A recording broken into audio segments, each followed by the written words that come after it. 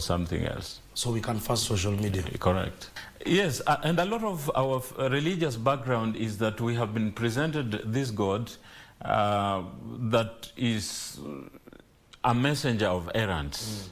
I mean, God is an ATM. If you want something, you pop in your card and you get cash. If you want to send him to errands, there is very little correct fasting that is happening in the church today, I dare say.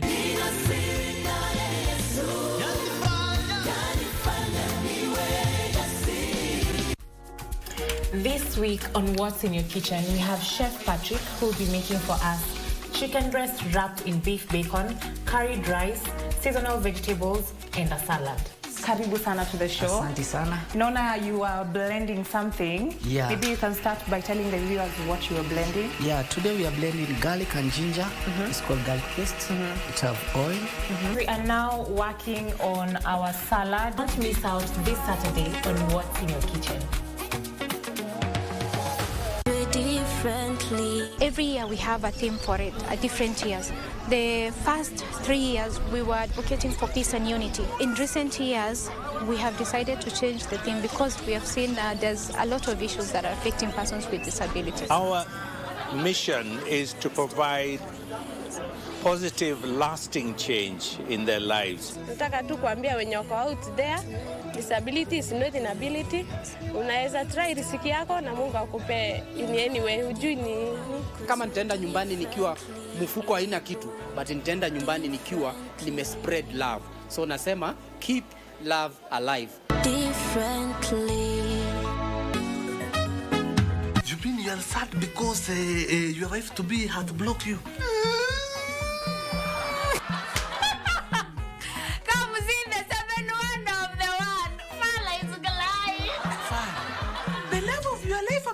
Character development. Kamene, I pray for the day you will relocate to the city. She'll definitely go to the school of character development. Apenda spende. Haya, mwanaume unaonekana tunalia mbele ya wanawake. Tunakufunga kwa muti. Tunakuweka vipoko mpaka choi wake asubuhi. If you think your girlfriend has heartbroken you, then haujawahi penda pesa alafu pesa ikakataa kukupenda back, my brother. What are you even speaking about now?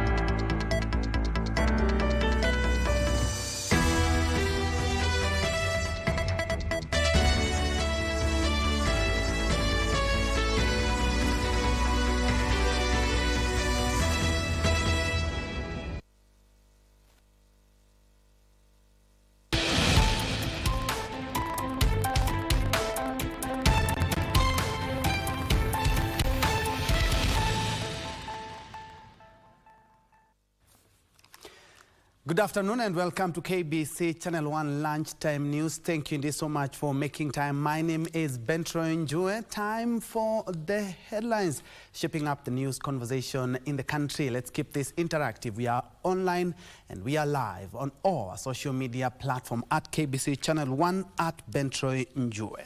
Straight to the news. A section of members of parliament from Western Kenya is calling on the Kenya Revenue Authority to reconsider new taxation requirement on sugarcane farmers.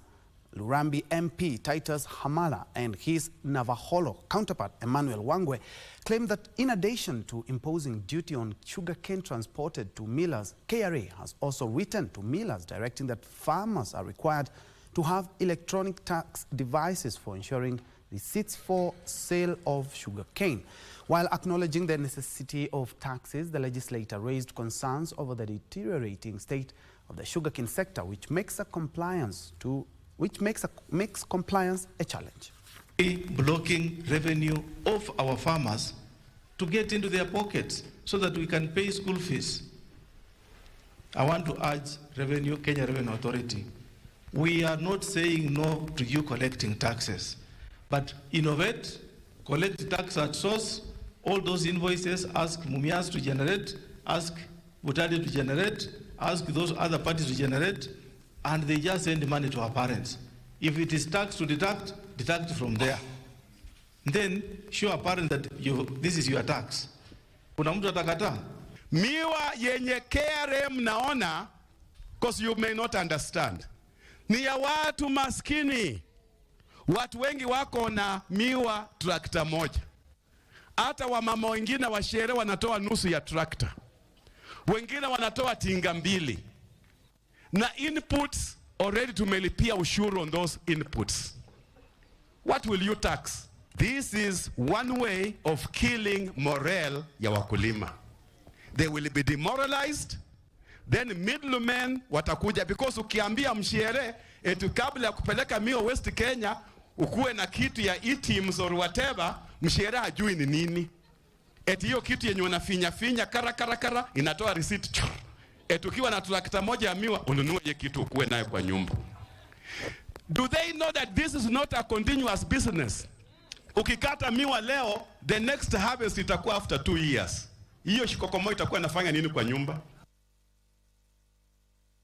In other news, the National Council of Churches of Kenya, Embu chapter, has urged the national government to reach an agreement with doctors and end the ongoing strike.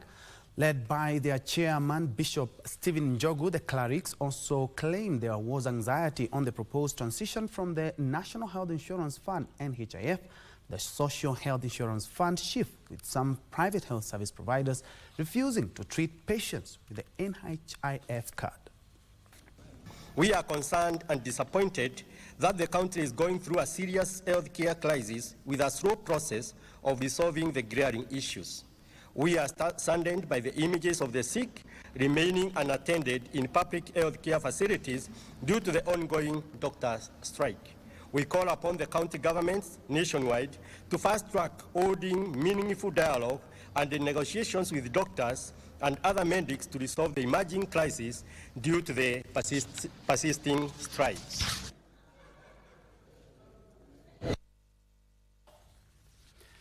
A somber mood engulfed Muyeye village in Malindi, Kilifi County, where hundreds of mourners gathered for the burial of 4 Shakahola victims from the same family.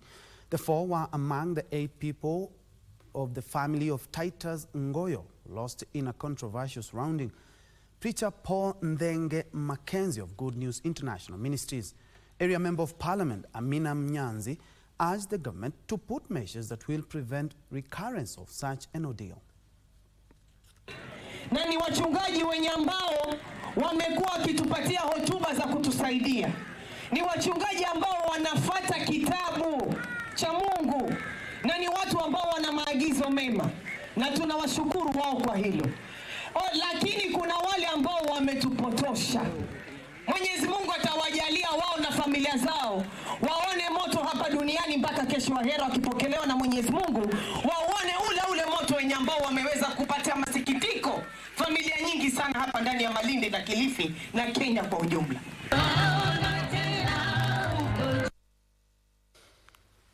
In other news, youths aspiring for elective positions under the umbrella of Youth Bunge have been urged to use the platform of Kenya young members of county assemblies to advocate for policies that promote inclusive growth, protection of environment, and harness the full potential of various counties.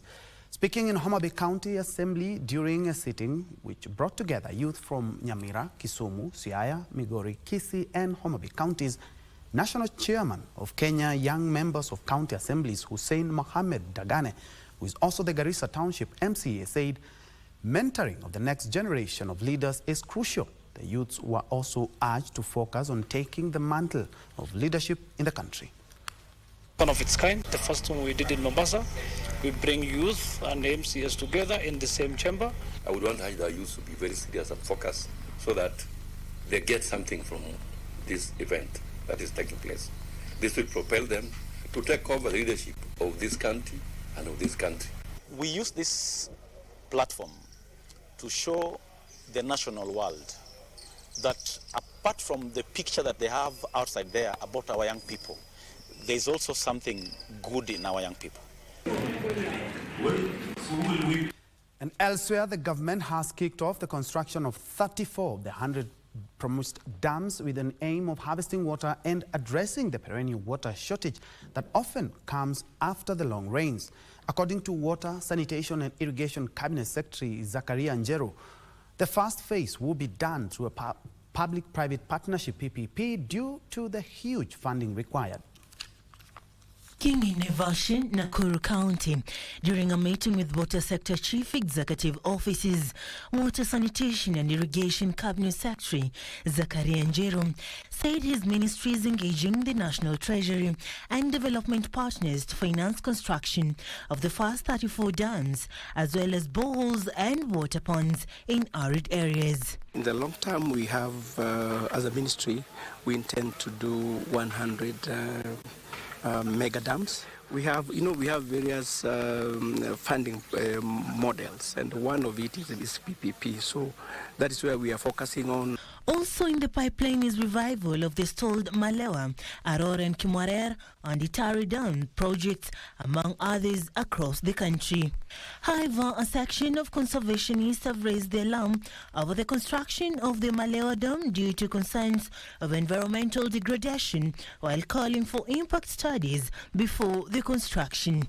Consultation, Malewa Dam, we know it's meant to provide water to parts of Naivasha and also Nyandarua. So we are at it. Serafina Robi for Lunchtime News. Elsewhere, more than 300 vulnerable families from the Muslim community in Narok County received food to sustain them as they approach the end of the holy month of Ramadan, courtesy of the Musalia Memorial Foundation in partnership with the Hadi Kenya Trust. Tess Mudavadi, the wife of the Prime Cabinet Secretary Musalia Mudavadi, called on Kenyans to embrace unity, especially during these hard economic times. Narok County Governor Patrick Ole Ntutu urged residents to live harmoniously and respect each other's religion. Upokee chakula tumekuwaletea kwa heshima, tafadhali. Thank you. Lakini nashukuru sana kwa sababu tulipo tu anza hii mwezi ya Ramadhan, mambo yote ya Narok ile ya insecurity ikaija. Sasa nikajua hii maombi ambayo mnaomba inatusaidia. It's calling upon all Kenyans to support each other regardless of their religion affiliation.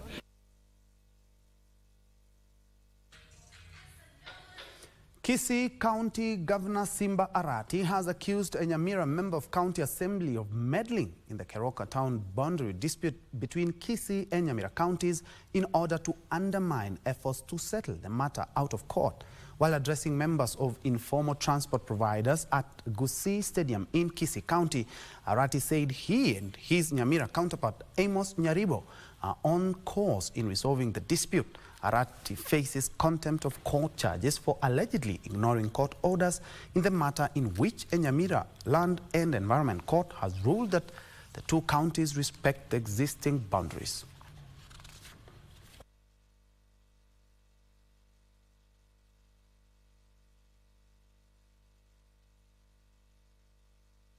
We were to form a committee of 5 people from Kisii and Nyamira to look into the issues of Keroka. But it's unfortunate there is an MC of Nyamira who is inciting.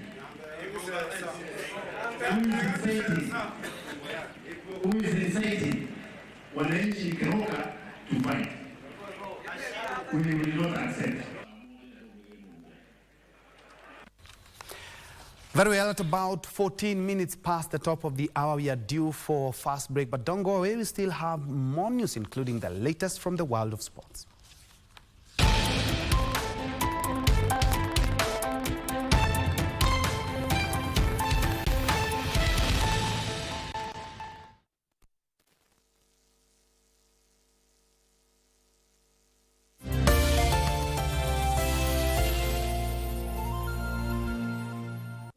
Kenya Broadcasting Corporation is Kenya's most trusted news and entertainment brand. Grow your business, acquire more clients, and reach new, diverse audiences by advertising with us. We connect brands to audiences that matter, driving results for brands and enhancing your current marketing strategies. We have packages for all needs, and no product is too small for us. Contact us today and capitalize on our combined power of radio, TV, and digital platforms. KBC, connecting Kenyans. CAF Champions League brings together the best of the best in the African football scene this weekend.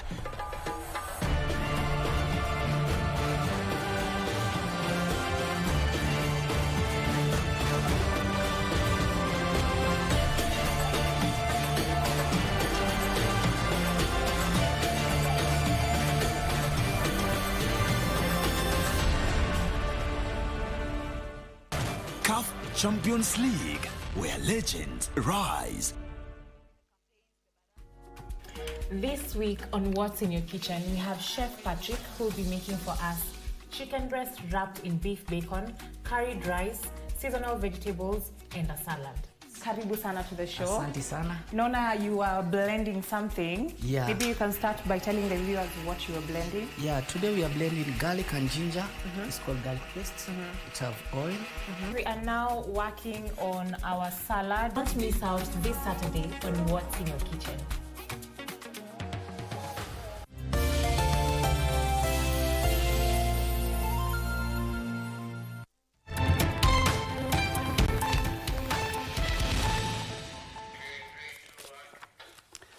Welcome back and many thanks for keeping it Channel 1. Moving on, former Bahati member of National Assembly, Onesmus Ngunjiri, wants the executive and parliament to cooperate in providing comprehensive measures to curb the consumption of illicit brew in Kenya. Addressing members of Nakuru Bar Owners Association, NBOA, the former lawmaker called for stringent compliance with laws regulating the sale and consumption of alcoholic beverages. The Bar Owners Association chairman Abdul Noor confirmed their support for the war on illicit brews, saying the vice had subjected them to huge and heavy losses. Wale watu ambao walifanya application katika hii area yetu ni watu 350. Na wale watu ambao walirudi wakakuwa approved, wale ambao walikuja wakakuwa approved na wakaonekana wanaweza kuendelea na biashara zao ni watu 320 katikati ya watu 350. Zile baa ambazo hazikukubalika ni baa 30 ambazo hawajazuiwa kufanya kazi. Away from that, Federation of Women Lawyers in Kenya, FIDA, has challenged women to seek more political seats even as Parliament endeavors to resolve the third gender rule quagmire in the August House. During a meeting in Machakos County to discuss challenges facing women leaders, Machakos County Assembly Speaker Ann Kiusia cited cultural and economic barriers as key hindrances blocking women from leadership position. Members of the County Assembly who attended the forum challenged women to be proactive in seeking elective position rather than wait for nomination slots. The men participating in this and being male champions shows that the men are supporting the women and that there's also a need to have that synergy, that stronghold in the sense that they can be able to actually speak up when some of these women are being bullied in maybe the campaigns, the barazas. But we do know that when it comes to violence, women are actually suffering a lot. Kina mama, sababu kubwa ile ambao hawapati uongozi ni kwa sababu wao wenyewe wanachukiana wao wenyewe. Utakuta mama ameenda kusimama kuitisha kiti, alafu kina mama wenzake wanaanza kusema hatuwezi kupigia mwanamke. This challenge is the mindset which has been fueled by culture, bringing a perception that women are not capable. But from where I stand, I can confidently say that women are capable. We are capable of doing that. We are capable of leadership. Personally, as a Speaker of the County Assembly of Machakos, I am sure I am equal to the task and I have been doing my work very well, and therefore I'm sure we can achieve. And in other news, 3 people in Endebess in Trans Nzoia County are nursing gunshot wounds at Kitale Level 4 Hospital after they were involved in an altercation over the ownership of a 40-acre farmland in Molem area. The incident, which occurred Friday morning, saw angry residents closing down the Kitale-Uganda road, complaining of excessive force used by police officers to evict them from the land. Trans Nzoia Chief Executive Committee member for Lands, Generous Mutama, urged all parties involved to embrace negotiations as an alternative way to end the controversy without harming any side. Polisi wakaanza kupiga marisasi, ndio tukaanzana na hawa. Wamepigwa risasi, wamekuwa wakizingizia ni KPR. Saa hii hakuna KPR Trans Nzoia, ni askari Kenya Police. Ndugu bwanangu amepigwa risasi 3. Magoti imeisha kwa sababu ya shamba. Ni nani atanisaidia kwa watoto wenyewe? Ni nani? Bwana alikufa, shemeji ndio yeye anapigwa risasi. Mimi nani atanisaidia? Kaunti, kwa niaba ya hawa watu tunaomba walalamishi waje tuketi kwenye meza moja, tuzungumuze, tupate njia mbadala ya kusuluhisha hili jambo. And to another incident now where 2 people have died and more than 10 seriously injured after the bus they were traveling in from Western Kenya to Nairobi rammed into a stationary fuel truck in Mogoga area along the James Geshoro-Rironi Highway. Confirming the incident, Kikuyu Sub-County Police Commander Ronald Kirui called upon all road users to be vigilant, especially during the rain season. Bodies of the deceased were taken to Thokoto Hospital mortuary, while the wreckage of the 2 vehicles was towed to Kikuyu Police Station. Basi hili ni abiria 62 na tunaendelea kujua kwamba ni wangapi ambao walikuwa hapo. Bado tumeanzisha uchunguzi. Tulipata abiria wengine wamekimbizwa hospitali. Kwa hivyo idadi kamili ya wale ambao walikuwa ndani ya gari tutathibitisha. Mwenye basi na wakili alikuja, nafikiri akashindwa kudhibiti basi sababu kulikuwa na magari mengine. Sasa ndio akapiga lori kutoka nyuma. Now, a state-of-the-art market is set to be built in Ranen town in Awendo Sub-County, Migori County, courtesy of collaboration between the national and county governments. Migori County Governor Ochilo Ayako says the modern market will be built at the cost of 55 million shillings is poised to revolutionize business dynamics in Ranen town. The facility will include cool storage, a children's playground, and ICT services, among others. We will use this market to trade, to create employment, and also do value addition to what we produce locally. Kwa hii area ya Lenen ni area ukulima, ni area ya wafanyibiashara, the small ones, and we do not want anybody to be left behind.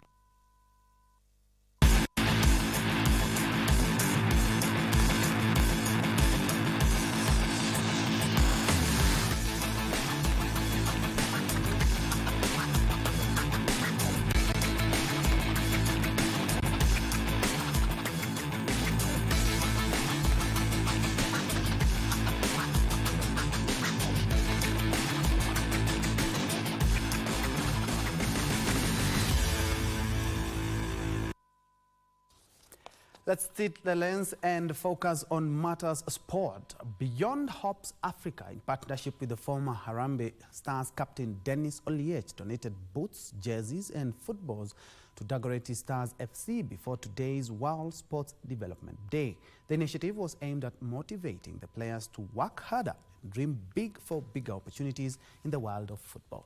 Beyond Hopes has organized the International Day of Sports Development and Peace to prepare the players for the annual Dare to Dream Festival, where talented players from Dagoretti area will compete in sports such as football, basketball, esports, freestyle football, and creative arts to win scholarships to study and play in the United States.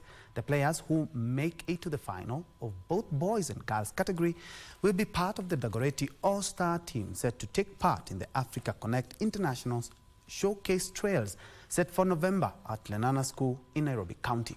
umetuondolea, umetupea boots, jersey, that inatupatia ile motisha kucheza, inasema tunakumbuka pale nje kuna watu wanatuangalia, ndio maana tunatia bidii kwa mchezo wetu, kwa talenti yetu yenyewe Mungu ametupatia. Na wakiingilia pia waweze kupatia vijana ka allowance kadogo, itatusaidia zaidi kwa sababu vijana wakitoka zoezi hawana kitu cha kukula. Hiyo ndio challenge inakuanga kubwa. Kitu chochote wanazopata huko wanaweza kuja kuleta huko mtaa. Naona kuwa ni big plus kwa community yetu, because after all pia tunawaambia dreams are valid. Unaweza toka pia hapa, kuna wengine pia wataenda majuu. Wanakuwa pia na hiyo mwelekeo pia kusaidia community.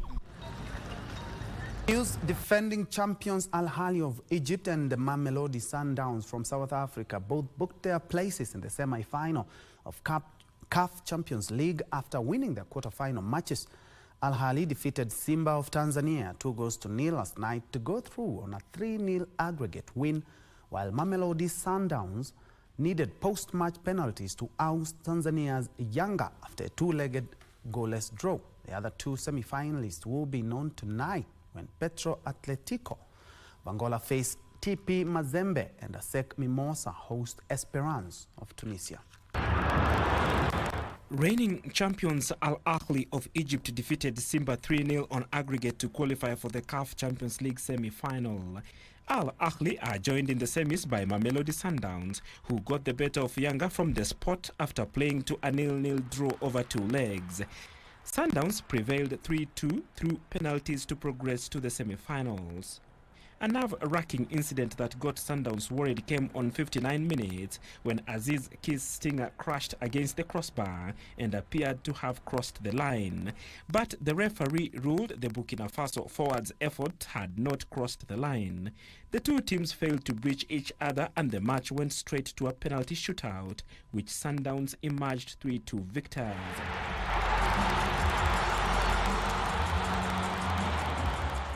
And to some need for speed now, triple world champion Max Verstappen grabbed pole position for Sunday's Japanese Grand Prix, edging out Mexico's Sergio Perez in qualifying for a Red Bull 1-2. Verstappen, who failed to finish the race in Australia a fortnight ago, clocked a fastest lap of 1 minute, 28.197 seconds in dry conditions in Suzuka, Japan. 36th pole in his Formula One career. It's round 4 in the 2024 Formula One season and Max Verstappen claimed his 4th pole position of the year. His Red Bull teammate Sergio Perez gave him a good run for his money and narrowly missed out on pole, but will still line up on the front row alongside the Dutchman. Britain's Lando Norris was Red Bull's closest challenger of the day and will line up 3rd in his McLaren after finishing just 3/10 behind Verstappen. In 4th with his teammate Charles Leclerc in 8th,